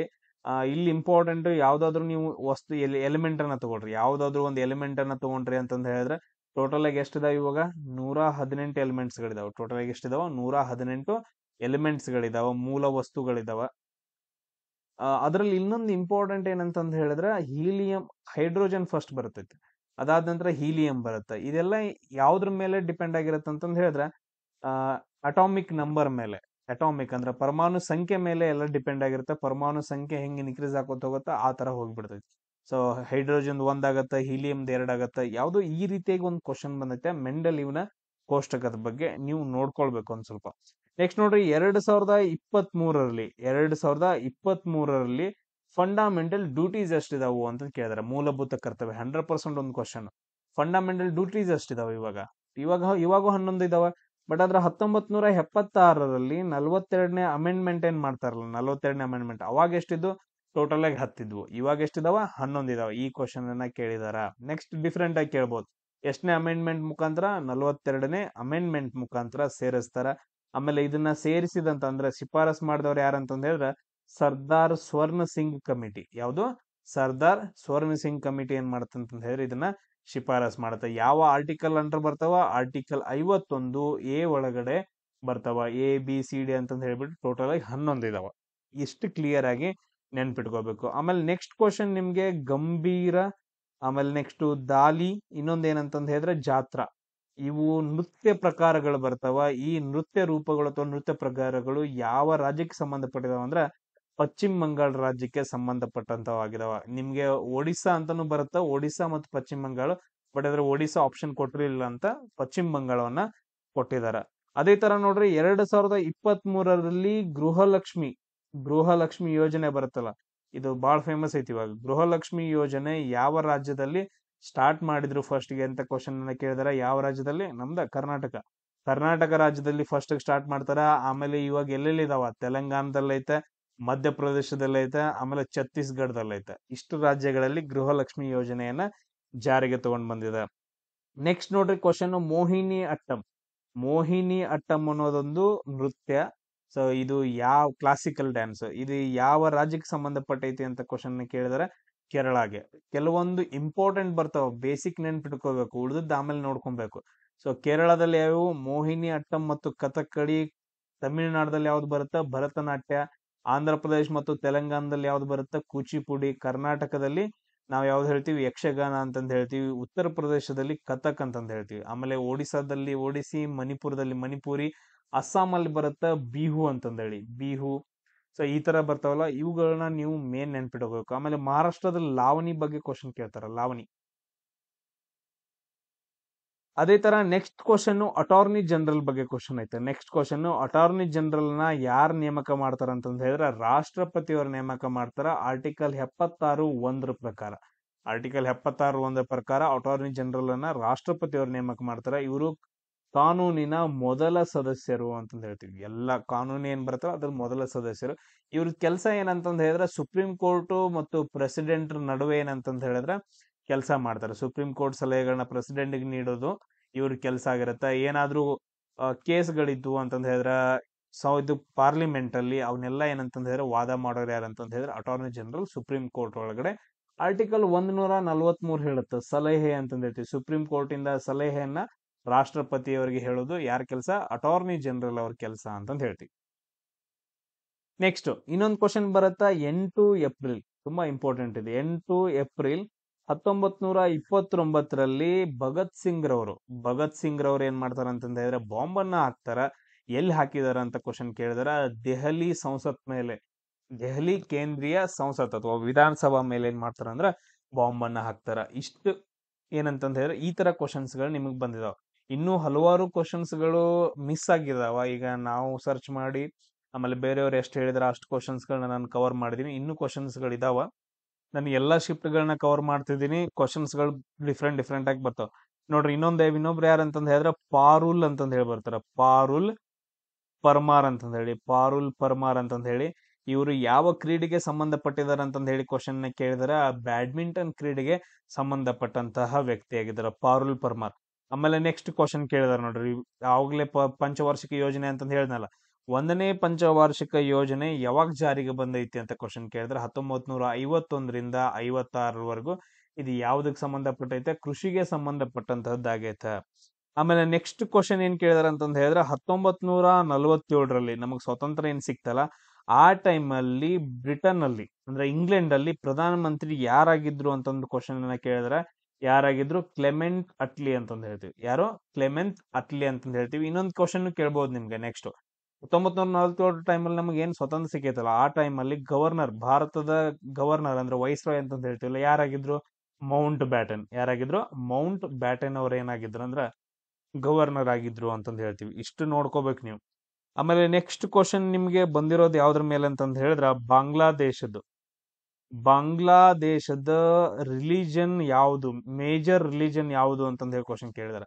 ಅಲ್ಲಿ ಬಾಂಗ್ಲಾದೇಶದಲ್ಲಿ ಅತಿ ಹೆಚ್ಚು ಜನರು ಯಾರಿದಾರ ಅಂತಂದ್ ಹೇಳಿ ಕ್ವಶನ್ ಕೇಳಿದ್ರೆ ಯಾರಿದಾರ ಅಂತಂದ್ ಹೇಳಿದ್ರೆ ಇಸ್ಲಾಂ ಧರ್ಮ ಏನಂತಂದ್ ಹೇಳಿದ್ರೆ ಜಾಸ್ತಿ ಐತೆ ಬಾಂಗ್ಲಾದೇಶದೊಳಗಡೆ. ನೆಕ್ಸ್ಟ್ ನೋಡ್ರಿ, ಕಳಿಂಗ ನೃತ್ಯ. ನೆಕ್ಸ್ಟ್ ಕ್ವಶನ್, ಕಳಿಂಗ ನೃತ್ಯ ಯಾವ ರಾಜ್ಯಕ್ಕೆ ಸಂಬಂಧಪಟ್ಟಿದ್? ನೋಡ್ರಿ, ಕಳಿಂಗ ಅಂತ ಏನಾದ್ರು ಬಂತು ಅಂತಂದ್ ಹೇಳಿದ್ರೆ ನೀವು ಡೈರೆಕ್ಟ್ ಆಗಿ ನೆನ್ಪಿಟ್ಕೊಡ್ರಿ ಒಡಿಸ್ಸಾ ಅಂತಂದ್ ಹೇಳಿ. ಕಳಿಂಗ ಪ್ರಾಂತ್ಯ ಅಂತಂದ್ ಹೇಳಿ ಬರುತ್ತೆ ಅಲ್ಲಿ. ಕಳಿಂಗ ನೃತ್ಯ ಕೂಡ ಒಡಿಸ್ಸಾಕ್ಕೆ ಸಂಬಂಧಪಟ್ಟಂತಹ ಒಂದು ನೃತ್ಯವಾಗೈತೆ. ಆಮೇಲೆ 13ನೇ ಬಂಡೆಗಲ್ಲು ಶಾಸನ ಏನ್ ಹೇಳುತ್ತೆ? ಅಶೋಕಂದು ಕಳಿಂಗ ಯುದ್ಧದ ಬಗ್ಗೆ ಹೇಳುತ್ತೆ, ಕಳಿಂಗ ಯುದ್ಧದ ಬಗ್ಗೆ. ಆಮೇಲೆ ನೆಕ್ಸ್ಟ್ ಕ್ವಶನ್ ನೋಡ್ರಿ, ಇಲ್ಲಿ ತುಂಬಾ ಡಿಫ್ರೆಂಟ್ ಆಗಿ ಕ್ವಶನ್ ಕೇಳಿದಾನ, ಕರೆಕ್ಟ್ ಆಗಿ ಅರ್ಥ ಮಾಡ್ಕೊಳ್ರಿ. ಒಂದ್ ಪಂಚವಾರ್ಷಿಕ ಯೋಜನೆ ಬರುತ್ತೆ, ಒಂದ್ ಏನಂತಂದ್ ಹೇಳಿದ್ರೆ ಪಂಚವಾರ್ಷಿಕ ಯೋಜನೆ ಬರುತ್ತೆ. ಅದು ಕಂಪ್ಲೀಟ್ ಆಗೋಕ್ಕಿಂತ ಮುಂಚೆ 1 ವರ್ಷ, ಅದೇನಂತಂದ್ ಹೇಳಿದ್ರೆ ಇನ್ನೇನ್ ಕಂಪ್ಲೀಟ್ ಆಗ್ಬೇಕಿತ್ತು, ಇನ್ 1 ವರ್ಷ ಉಳಿದಿತ್ತು. ಬಟ್ ಆದ್ರೆ ಇನ್ 1 ವರ್ಷ ಮುಂಚೆನೆ ಏನ್ ಮಾಡ್ತಾರ ಅಂತಂದ್ ಹೇಳಿದ್ರೆ ಅದನ್ನ ಸಸ್ಪೆಂಡ್ ಮಾಡ್ತಾರ. ಯಾರು ಸಸ್ಪೆಂಡ್ ಮಾಡ್ತಾರ ಅಂತಂದ್ ಹೇಳಿದ್ರೆ ಜನತಾ ಪಾರ್ಟಿ ಅವರು. ಜನತಾ ಪಾರ್ಟಿ ಅವಾಗ ಯಾರು ಪ್ರಧಾನಿ ಆಗ್ಬಿಡ್ತಾರ ಅಂತಂದ್ ಹೇಳಿದ್ರೆ ಸಡನ್ ಆಗಿ ಪ್ರಧಾನಿ ಆದವ್ರು ಯಾರಂತಂದ್ ಹೇಳಿದ್ರೆ ಮುರಾರ್ಜಿ ದೇಸಾಯಿ ಅವರು. ಮುರಾರ್ಜಿ ದೇಸಾಯಿ ಅವ್ರು ಆದ್ ಮಾತ್ರ ಆಲ್ರೆಡಿ ಪಂಚವಾರ್ಷಿಕ ಯೋಜನೆ ಜಾರಿಗೆ ಬಂದಿರ್ತೈತೆ. ಬಟ್ ಅದರ ಜನತಾ ಪಾರ್ಟಿಯಿಂದ ಮುರಾರ್ಜಿ ದೇಸಾಯಿ ಅವರು ಪ್ರಧಾನಮಂತ್ರಿ ಆದ ತಕ್ಷಣ ಇನ್ನೂ ಮುಗಿರಂಗಿಲ್ಲ ಆ ಪಂಚವಾರ್ಷಿಕ ಯೋಜನೆ. ಬಟ್ ಅದನ್ನ ಸಸ್ಪೆಂಡ್ ಮಾಡ್ಬಿಡ್ತಾರ. ಆ ಪಂಚವಾರ್ಷಿಕ ಯೋಜನೆ ಯಾವುದು ಅಂತಂದ್ ಹೇಳಿ ಕ್ವಶನ್ ಕೇಳಿದ್ರೆ 5ನೇ ಪಂಚವಾರ್ಷಿಕ ಯೋಜನೆ. 5ನೇ ಪಂಚವಾರ್ಷಿಕ ಯೋಜನೆ ಇಂದಿರಾ ಗಾಂಧಿ ಅವರು ಸ್ಟಾರ್ಟ್ ಮಾಡಿರ್ತಾರ. ಬಟ್ ಆದ್ರೆ ಜನತಾದಳ ಪಾರ್ಟಿ ಬಂದ ತಕ್ಷಣ ಮುರಾರ್ಜಿ ದೇಸಾಯಿ ಅವರು 1 ಇಯರ್ ಇನ್ನು ಮುಗಿಯಕ್ ಟೈಮ್ ಇರ್ತೈತಿ, ಬಟ್ ಆದ್ರೆ ಸಸ್ಪೆಂಡ್ ಮಾಡ್ಬಿಡ್ತಾರ. ಈ ತರ ಕ್ವಶನ್ಸ್ ಗಳು ಸ್ವಲ್ಪ ಡೀಟೇಲ್ ಆಗಿ ಬಂದಿದಾವ. ನೆಕ್ಸ್ಟ್ ಕ್ವಶನ್ ನೋಡ್ರಿ, ಕಥಕ್ ಮೇಲೆ ಬಂದೈತೆ. ಶೋವನ್ ನಾರಾಯಣ ಅಂತಂದ್ ಹೇಳಿ ಬರ್ತಾರ. ಶೋವನ್ ನಾರಾಯಣ ಅಂತಂದ್ ಹೇಳಿ ಒಬ್ರು ಪರ್ಸನ್ ಬರ್ತಾರ. ಇವರು ಯಾವ್ದಕ್ ಸಂಬಂಧಪಟ್ಟಿದಾರ ಅಂತಂದ್ ಹೇಳಿ ಕ್ವಶನ್ ನ ಕೇಳಿದಾರ. ಕಥಕ್ಗೆ ಸಂಬಂಧಪಟ್ಟಂತಹ ವ್ಯಕ್ತಿ ಆಗಿದಾರ. ಒಂದು ಅದ್ರನ್ನ ರಿವಿಷನ್ ಮಾಡ್ಕೊಂಡ್ಬಿಡೋಣ. ಕಥಕ್ ಅಲ್ಲಿ ಯಾರ್ಯಾರು ಬಂದೈತೆ ಅಂದ್ರ ಸಂಗೀತ ನಾಟಕ ಅಕಾಡೆಮಿ ಬಂದೈತಲ್ಲ, ಅದ್ರ ಮೇಲೆ ಕ್ವಶನ್ಸ್ ಗಳು ಬರ್ತಾವ ನೋಡ್ರಿ. ಕಥಕಲ್ಲಿ ಯಾರು ಇಂಪಾರ್ಟೆಂಟ್ ಆಗ್ತಾರೆ? ಶಂಭು ಮಹಾರಾಜ್ ಮೇನ್ ಇಂಪಾರ್ಟೆಂಟ್ ಯಾರಾಗ್ತಾರ? ಶಂಭು ಮಹಾರಾಜ್. ಅದಾದ ನಂತರ ಲಚ್ಚು ಮಹಾರಾಜ್ ಇಂಪಾರ್ಟೆಂಟ್ ಆಗ್ತಾರ. ಇವರೆಲ್ಲ ಕಥಕ್ ಸಂಬಂಧಪಟ್ಟವರು. Next Sundar Prasad, next Mohan Rao Kalyanpurkar ಅಂತಂದ್ ಹೇಳ್ಬಿಟ್ಟು ಬಿರ್ಜು ಮಹಾರಾಜ್, ಇವರು ಬಹಳ ಇಂಪಾರ್ಟೆಂಟ್. ಬಿರ್ಜು ಮಹಾರಾಜ್, ಶಂಭು ಮಹಾರಾಜ್, ಲಚ್ಚು ಮಹಾರಾಜ್, ಬಿರ್ಜು ಮಹಾರಾಜ್. ಆಮೇಲೆ ಸಿತಾರಾ ದೇವಿ, ಆಮೇಲೆ ರೋಷನ್ ಕುಮಾರಿ, ಇವ್ರ ಏನಂತಂದ್ ಹೇಳಿದ್ರೆ ಇಂಪಾರ್ಟೆಂಟ್ ಆಗ್ತಾರೆ. ಇಲ್ಲೆಲ್ಲ ಅದಾವ ನೋಡ್ರಿ. ಶೋಹನ್ ನಾರಾಯಣ, ಈಗೇನ್ ಕೇಳಿದಾರಲ್ಲ ಶೋಹನ್ ನಾರಾಯಣ ಏನಂತಂದ್ ಹೇಳಿದ್ರೆ ಈಗ ಇವತ್ ಕೇಳಿರೋ ಕ್ವಶನ್ಸ್ಗಳು ಇಲ್ಲೆಲ್ಲಾ ಇದಾವ. ಒಂದ್ಸರಿ ಬರೆದು ಇಟ್ಕೊಟ್ರು ಇವನ್ನೆಲ್ಲ ನೋಡ್ರಿ. ಇವೆಲ್ಲ ಏನಂತಂದ್ ಹೇಳಿದ್ರೆ ಇವ್ರು ಯಾವ್ದಕ್ ಸಂಬಂಧಪಟ್ಟವರು? ಕಥಕ್ಗೆ ಸಂಬಂಧಪಟ್ಟವ್ರು ಆಗ್ತಾರ. ಎಲ್ಲಾನು ಓದ್ ಹೇಳಕ್ಕಂಗಿಲ್ಲ, ನೀವು ನೋಡ್ಕೋಬೇಕು. ನೆಕ್ಸ್ಟ್ ಕ್ವಶನ್ ಬಂದೈತೆ ಯಾವ್ದ್ರ ಮೇಲೆ ಅಂತಂದ್ ಹೇಳಿದ್ರ 2024ರಲ್ಲಿ ರೀಸೆಂಟ್ ಆಗಿ ಶೆಡ್ಯೂಲ್ ಕಾಸ್ಟ್ ಮತ್ತು ಶೆಡ್ಯೂಲ್ ಟ್ರೈಬ್ಸ್ ಮೇಲೆ ಒಂದು ಬಿಲ್ ಅನ್ನ ಪಾಸ್ ಮಾಡಿದಾರ. ಯಾವ ರಾಜ್ಯದವ್ರು ಪಾಸ್ ಮಾಡಿದಾರ ಅಂತಂದ್ ಹೇಳಿ ಕ್ವಶನ್ ನ ಕೇಳಿದಾರ. ಯಾವ ರಾಜ್ಯದವ್ರು ಅಂತಂದ್ ಹೇಳಿದ್ರೆ ಒಡಿಶಾ ರಾಜ್ಯದವರು ಪಾಸ್ ಮಾಡಿದಾರ. ಆಮೇಲೆ ಸೇಮ್ ಅದೇ ತರ 2024 ಜೂನ್ ಅಲ್ಲಿ 2024 ಜೂನ್ ಒಳಗಡೆ ಇದು ಕ್ವಶನ್ ನೋಡ್ರಿ. 2024 ಜೂನ್ ಒಳಗಡೆ ಕೇರಳದಲ್ಲಿ ಏನಂತಂದ್ ಹೇಳಿದ್ರೆ ವಯನಾಡ್ ಐತಲ್ಲ, ವಯನಾಡ್ದಲ್ಲಿ ಲೋಕಸಭಾ ಸೀಟ್ ಯಾರಿಗ್ ಕೊಟ್ಟಿದ್ರು ಅಂತ ಕ್ವಶನ್ ಕೇಳಿದಾರೆ. ಯಾರಿಗಂದ್ರ ರಾಹುಲ್ ಗಾಂಧಿಗೆ. ಯಾರು ಕೊಟ್ಟಿದ್ರು? ರಾಹುಲ್ ಗಾಂಧಿಗೆ ಏನಂತಂದ್ ಹೇಳಿದ್ರೆ ಕೊಟ್ಟಿದಾರ. ಇದು ನೋಡ್ರಿ, ಇದು ಕ್ವಶನ್ ನೋಡ್ರಿ ಯಾವ ತರ ಕ್ವಶನ್ಸ್ ಗಳನ್ನ ಕೇಳ್ತಿದಾರ. ಏನು ಕಮೆಂಟ್ಸ್ ಗಳನ್ನ ಹೇಳ್ಬಾರ್ದು.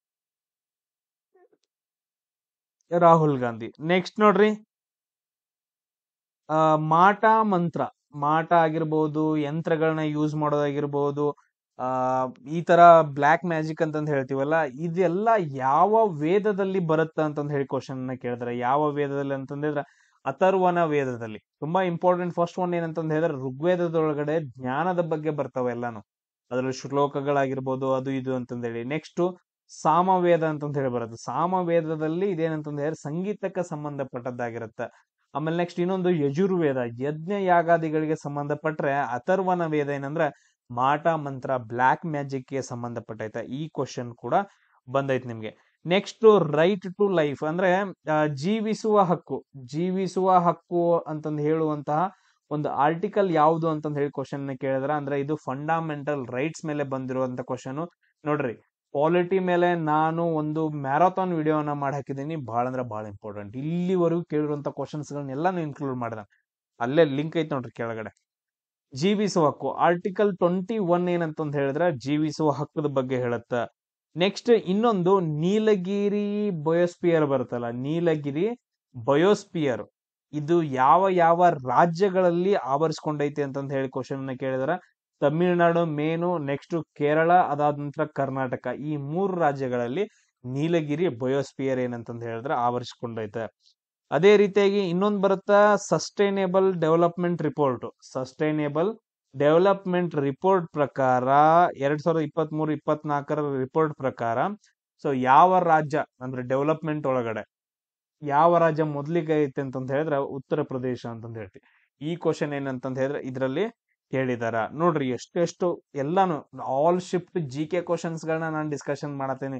ಸೇಮ್ ನಾಳೆನು ಕೂಡ ಏನಂತಂದ್ ಹೇಳಿದ್ರೆ ಆಲ್ಮೋಸ್ಟ್ 9 ಗಂಟೆ ಒಳಗಡೆ ನಾನು ವಿಡಿಯೋನ ಅಪ್ಲೋಡ್ ಮಾಡ್ತೀನಿ ಡೈಲಿ. ಎಲ್ಲಾನು ನೋಡ್ರಿ, ಎಲ್ಲಾ GK ಏನಂತಂದ್ ಹೇಳಿದ್ರೆ ಕವರ್ ಆಗಿಬಿಡ್ತಾವ. ನೆಕ್ಸ್ಟ್ ಕ್ವಶನ್ಸ್ ಗಳು ಯಾವ್ದ್ರ ಮೇಲೆ ಬಂದಿದಾವ ಅಂತಂದ್ ಹೇಳಿದ್ರೆ ಫಂಡಮೆಂಟಲ್ ರೈಟ್ಸ್ ಮೇಲೆ ಕ್ವಶನ್ ನ ಕೇಳಿದಾನ. ಯಾವ ಭಾಗದಲ್ಲಿ ಅಂತಂದ್ ಹೇಳಿ 3ನೇ ಭಾಗದಲ್ಲಿ ಕ್ವಶನ್ ಬಂದೈತೆ. ಟೋಟಲ್ 12ರಿಂದ 35ನೇ ಆರ್ಟಿಕಲ್ಸ್ ಗಳು ಫಂಡಮೆಂಟಲ್ ರೈಟ್ಸ್ ಮೇಲೆ ಬರ್ತಾವ ನೋಡ್ರಿ. ಫಂಡಮೆಂಟಲ್ ರೈಟ್ಸ್ ಅಂದ ತಕ್ಷಣ ಇನ್ನೂ ಏನೇನ್ ಬರ್ತಾವ ನನ್ನ ಕಮೆಂಟ್ಸ್ ಗಳನ್ನ ಹಾಕ್ರಿ, ನಮ್ಗೆ ಇಂಪಾರ್ಟೆಂಟ್ ಆಗ್ತಾವ. ಅದಾದ ನಂತರ ನೆಕ್ಸ್ಟ್ UPSC, ಈಗ ಹೆಂಗ್ ನಮ್ಮಲ್ಲಿ KPSC ಐತಲ್ಲ, UPSC ಅಧ್ಯಕ್ಷರನ್ನ ಸದಸ್ಯರನ್ನ ಅಂತಂದ್ ಹೇಳಿ ಬಂದಾಗ UPSC ಬಗ್ಗೆ ಯಾವ ಆರ್ಟಿಕಲ್ಸ್ ಗಳು ಹೇಳ್ತಾವ, ಎಲ್ಲಿಂದ ಎಲ್ಲಿವರೆಗೂ ಅಂತ ಕ್ವಶನ್ ಕೇಳಿದಾರೆ. 315ನೇ ಆರ್ಟಿಕಲ್ ಇಂದ 323ನೇ ಆರ್ಟಿಕಲ್ ವರೆಗೂ UPSC ಬಗ್ಗೆ ಹೇಳ್ತಾವ. ಅಂದ್ರೆ ಎಲ್ಲ ಎಕ್ಸಾಮ್ಸ್ ಗಳನ್ನ ಕಂಡಕ್ಟ್ ಮಾಡೋದು. ಇವಾಗ UPSC ಅಧ್ಯಕ್ಷರು ಯಾರಿದಾರ ಅಂತಂದ್ ಹೇಳಿದ್ರೆ ಪ್ರೀತಿ ಸುದನ್ ಅಂತಂದ್ ಹೇಳಿದಾರೆ. ಯಾರಿದಾರ? ಪ್ರೀತಿ ಸುದನ್ ಅಂತಂದ್ ಹೇಳಿ ಅದಾರ. ಅದೇ ತರ ನೆಕ್ಸ್ಟ್ ನೋಡ್ರಿ, ಇನ್ನೊಂದು ಕ್ವಶನ್ ಅನ್ನ ಕೇಳಿದಾರ. ವಿದ್ಯುತ್ ಜನರೇಟರ್ ಬರುತ್ತಲ್ಲ, ವಿದ್ಯುತ್ ಜನರೇಟರ್ ಅನ್ನ ಯಾರು ಆವಿಷ್ಕಾರ ಮಾಡಿದಾರ ಅಂತಂದ್ ಹೇಳಿ ಕ್ವಶನ್ ಕೇಳಿದಾರ. Michael Faraday. ಜನರೇಟರ್ ನ ಯಾರ ಇದು ಆವಿಷ್ಕಾರ ಮಾಡಿದಾರ? ಮೈಕಲ್ ಫ್ಯಾರಡೆ ಅವರು 1831ರಲ್ಲಿ ಮಾಡಿದಾರ. ಅದೇ ತರ ನೆಕ್ಸ್ಟ್ ಏಷ್ಯನ್ ಕ್ರೀಡೆ ಬಗ್ಗೆ ಕ್ವಶನ್ ಅನ್ನ ಕೇಳಿದಾರ. ಏಷ್ಯನ್ ಕ್ರೀಡೆಯನ್ನ ಫಸ್ಟ್ ಟೈಮು 1951ರಲ್ಲಿ ಸ್ಟಾರ್ಟ್ ಮಾಡಿದಾರೆ. ಅದು ಎಲ್ಲಿ ಮಾಡಿದಾರೆ ಅಂತ ಕೇಳಿದಾರೆ, ನ್ಯೂ ದೆಹಲಿ ಒಳಗಡೆ. ಎಲ್ಲಿ? ನವದೆಹಲಿ ಒಳಗಡೆ ಸ್ಟಾರ್ಟ್ ಮಾಡಿದಾರ. ಇದನ್ನ ನೋಡ್ಕೋಬೇಕು ನಾವು. ಎಲ್ಲಾ ಕ್ರೀಡೆಗಳ ಬಗ್ಗೆ ಹೇಳಿದನ್ರು, ಒಂದ್ಸರಿ ನೋಡ್ರವ್ನ. ನೆಕ್ಸ್ಟ್, ಈಗ ಗಾಂಧಿ ಜಯಂತಿ ಬಗ್ಗೆ ಕ್ವಶನ್ ಅನ್ನ ಕೇಳಿದಾರೆ. ಗಾಂಧಿ ಜಯಂತಿ ಬಗ್ಗೆ ಕ್ವಶನ್ ನ ಕೇಳಿದಾರೆ. ಅಕ್ಟೋಬರ್ 2ನೇ ತಾರೀಕು ಏನೇನ್ ಇಂಪಾರ್ಟೆಂಟ್ ಆಗೈತೆ ಅಂತ ನೋಡ್ರಿ. ಬಟ್ ಅದ್ರ ಕ್ಲಿಯರ್ ಆಗಿ ಗೊತ್ತಾಗಿಲ್ಲ. ಕ್ವಶನ್ ಏನೋ ದೊಡ್ಡದಿತ್ತಂತ. ಗಾಂಧಿ ಜಯಂತಿ ಬಗ್ಗೆ ಕ್ವಶನ್ ಅನ್ನ ಕೇಳಿದಾರ. ಇದನ್ನ ನೋಡ್ಕೋಬೇಕು ನೀವು. ನೆಕ್ಸ್ಟ್ ಕ್ವಶನ್ ನೋಡ್ರಿ, 1919ರ ಕಾಯ್ದೆ ಬರುತ್ತಲ್ಲ, ಆ ಟೈಮ್ ಅಲ್ಲಿ ವೈಸ್ ರಾಯರ್ ಯಾರಿದ್ರು ಅಂತಂದ್ ಕೇಳಿದಾರೆ. ಚೇಮ್ಸ್ಫರ್ಡ್. ಯಾರಾಗಿದ್ರು? ಚೇಮ್ಸ್ಫರ್ಡ್ ಅವ್ರ ಏನಂತಂದ್ ಹೇಳಿದ್ರೆ ವೈಸ್ ರಾಯ್ ಆಗಿದ್ರು 1919 ಕಾಯ್ದೆ. ನೋಡ್ರಿ, 1773ರಿಂದ ಹಿಡ್ಕೊಂಡು 1947ರವರೆಗೂ ಏನ್ ಕಾಯ್ದೆಗಳು ಬರ್ತಾವಲ್ಲ, ಎಲ್ಲಾ ಕಾಯ್ದೆಗಳು ಇಂಪಾರ್ಟೆಂಟ್. ಆ ಟೈಮಲ್ಲಿ ವೈಸ್ ರಾಯ್ಗಳು ಯಾರಿದ್ರು ಅನ್ನೋದು ನನ್ಗೆ ಲಿಸ್ಟ್ ಅನ್ನ ಹಾಕ್ರಿ, ನಿಮ್ಗೆ ಗೊತ್ತಾಗ್ಬಿಡ್ತೈತೆ. ಅವೇ ಕ್ವಶನ್ಸ್ ಗಳು ರಿಟರ್ನ್ ಬರ್ತಿದಾವ. ನೆಕ್ಸ್ಟ್ ಕ್ವಶನ್ ನೋಡ್ರಿ, 3ನೇ ಪಂಚವಾರ್ಷಿಕ ಯೋಜನೆ ಮೇಲೆ ಮತ್ತೊಂದು ಕ್ವಶನ್ ಬಂದೈತೆ. 3ನೇ ಪಂಚವಾರ್ಷಿಕ ಯೋಜನೆ ಯಾವ್ದಕ್ ಸಂಬಂಧಪಟ್ಟಿದೆ ಅಂತಂದೇಳಿ, ಕೃಷಿಗೆ ಸಂಬಂಧಪಟ್ಟೈತೆ. 1961ರಿಂದ 1966ರವರೆಗೆ. ಇದೇ ಟೈಮಲ್ಲಿ ಇದು ಫೇಲ್ಯೂರ್ ಆಗತ್ತ. ಇದು ಕರೆಕ್ಟ್ ಆಗಿ ಸಕ್ಸಸ್ ಆಗಂಗಿಲ್ಲ. ರೀಸನ್ ಏನಂತಂದ ಹೇಳಿದ್ರೆ, 1962ರಲ್ಲಿ ಚೀನಾ ಯುದ್ಧ, ಆಮೇಲೆ 1965ರಲ್ಲಿ ಪಾಕಿಸ್ತಾನ್ ಯುದ್ಧ. ಇವೆರಡರಿಂದ ರೀಸನ್ ಇಂದ ಅದು ಸಕ್ಸಸ್ ಆಗಂಗಿಲ್ಲ. ಆಮೇಲೆ ನೆಕ್ಸ್ಟ್, ಗ್ರೀನ್ ರೆವಲ್ಯೂಷನ್ ಯಾವ್ದಕ್ ಸಂಬಂಧಪಟ್ಟಿದೆ ಅಂತಂದ್ ಹೇಳಿ ಕ್ವಶನ್ ಕೇಳಿದಾರೆ. ಗ್ರೀನ್ ರೆವಲ್ಯೂಷನ್ ಯಾವ್ದಕ್ ಸಂಬಂಧಪಟ್ಟೈತೆ ಅಂತಂದ್ ಹೇಳಿದ್ರೆ ಕೃಷಿಗೆ ಸಂಬಂಧಪಟ್ಟಂತದ್ದಾಗೈತೆ. ಇದನ್ನ ವರ್ಲ್ಡ್ ವೈಡ್ ಸ್ಟಾರ್ಟ್ ಮಾಡಿದವರು ಯಾರು ಅಂತಂದ್ ಹೇಳಿದ್ರೆ ನಾರ್ಮನ್ ಬೋರ್ಲಾಂಗ್ ಅಂತಂದ್ ಹೇಳ್ತೀವಿ. ನಮ್ಮ ಇಂಡಿಯಾದಲ್ಲಿ ಯಾರು ಸ್ಟಾರ್ಟ್ ಮಾಡ್ತಾರೆ ಅಂತಂದ್ ಹೇಳಿದ್ರೆ MS ಸ್ವಾಮಿನಾಥನ್ ಅವರು ಸ್ಟಾರ್ಟ್ ಮಾಡ್ತಾರ. ನೋಡ್ರಿ, ಇವೆಲ್ಲ ಇವಾಗೆಲ್ಲ ಆಲ್ ಶಿಫ್ಟ್ ಅಲ್ಲಿ ನಡೆದಿರುವಂತಹ ಎಲ್ಲಾ GK ಟಾಪಿಕ್ಸ್ ಗಳನ್ನ ನಾನು ಡಿಸ್ಕಷನ್ ಮಾಡಿದೀನಿ. ನನಗೆ ಕಾಲ್ ಮಾಡಿ ಹೇಳಿದವ್ರಂತರ ಆಗಿರ್ಬೋದು, ಆಮೇಲೆ ಮೆಸೇಜ್ ಅಲ್ಲಿ ಹೇಳಿದವ್ರಂತರ ಆಗಿರ್ಬೋದು, ಎಲ್ರಿಗೂ ಥ್ಯಾಂಕ್ ಯು ಅಂತಂದು ಹೇಳ್ತೀನಿ.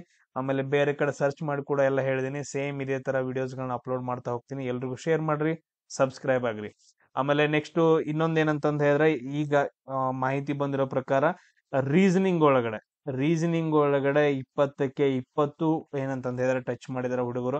ಟೋಟಲ್ ಈ ಸರಿ 25 ವಿಡಿಯೋಸ್ಗಳನ್ನ ನೋಡಿದ್ರೆ ಸಾಕ್ರಿ, ಆರಾಮಾಗಿ ಮಾಡ್ಕೋಬಹುದು ಅಂತಂದ ಹೇಳಿ ಎಲ್ಲಾ ಡಿಸ್ಕ್ರಿಪ್ಷನ್ ಬಾಕ್ಸ್ ಅಲ್ಲಿ ಇದಾವ ನೋಡ್ರಿ. ಮ್ಯಾಥ್ಸ್ ಅಲ್ಲಿ, ಸೊ ಮ್ಯಾಥ್ಸ್ ಅಲ್ಲಿ ಹುಡುಗರು ಹೇಳಿರೋ ಪ್ರಕಾರ ಸರ್ 2-3 ಕ್ವಶನ್ಸ್ ಗಳನ್ನ ಮಾಡಕ್ಕಾಗಿಲ್ಲ, ಉಳಿದಿದ್ನೆಲ್ಲ ಮಾಡಿದಾರಂತ. ಆಮೇಲೆ ಇಂಗ್ಲಿಷ್ ಒಳಗಡೆ ಪ್ಯಾಸೇಜ್ ಅದು ಅನ್ನೋದಕ್ಕಿಂತನೂ ಕೆಲವೊಂದ್ ಜನ ಹಿಂದಿಲಿ ಚೆನ್ನಾಗಿ ಮಾಡಿದಾರಂತ, ಕೆಲವೊಂದ್ ಜನ ಇಂಗ್ಲಿಷ್ ಅಲ್ಲಿ ಚೆನ್ನಾಗಿ ಮಾಡಿದಾರ ಅಂತಂದ್ ಹೇಳಿ ನ್ಯೂಸ್ ಬಂದೈತೆ. ಸೊ ಕರೆಕ್ಟ್ ಆಗಿ ನೋಡ್ಕೊಳ್ರಿ, ಕರೆಕ್ಟ್ ಆಗಿ ಸ್ಟಡಿ ಮಾಡ್ರಿ. ಎಲ್ಲಾ ಮಟೀರಿಯಲ್ಸ್ ಐತೆ, ಎಲ್ರಿಗೂ ಶೇರ್ ಮಾಡ್ರಿ. ನೆಕ್ಸ್ಟ್ ಸೇಮ್ ನಾಳೆ ಇದೇ ಟೈಮಿಗೆ ಸಿಗೋಣ, ಅಪ್ಲೋಡ್ ಮಾಡ್ತೀನಿ. ಜೈ ಹಿಂದ್.